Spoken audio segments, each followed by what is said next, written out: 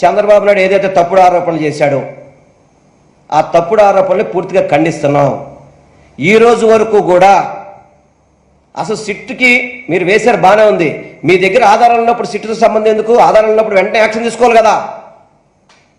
మీరు ముఖ్యమంత్రిగా ఉన్నారు, అదేవిధంగా ఈఓ గారు ఉన్నారు, అక్కడ అందరూ మీరేసిన వాళ్ళే కదా, అందరూ కూడా జేఈఓ కావచ్చు, ఈఓ కావచ్చు, అందరూ మీరేసిన అధికారులే కదా. ఎందుకు యాక్షన్ తీసుకోలేదు? ఆ కంపెనీ మీద ఎందుకు యాక్షన్ తీసుకోలేదు? ఏదో మీ ఉన్న పోలీస్ స్టేషన్లో చిన్న కంప్లైంట్ ఒక చిన్న అధికారి తెచ్చేసి కూర్చుంటారా?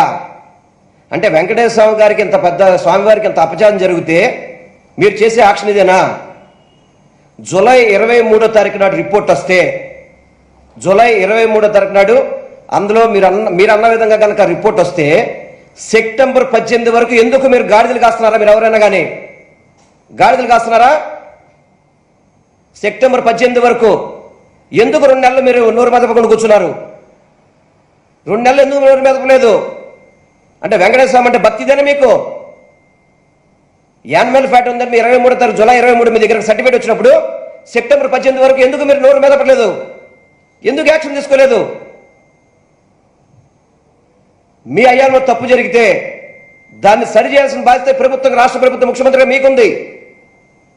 కానీ అది సరిచేయకుండా సెప్టెంబర్ 18వ తారీఖు నాడు ఎన్డీఏ కూటమి పార్టీ మీటింగ్లో మాట్లాడతారా? సెప్టెంబర్ 18వ మీరు మాట్లాడతారు మీ పార్టీ మీటింగ్లో. సెప్టెంబర్ 19వ తారీఖు నాడు తెలుగుదేశం పార్టీ ఆఫీసులో ఎన్డీటీవీ రిపోర్ట్ వస్తుందా?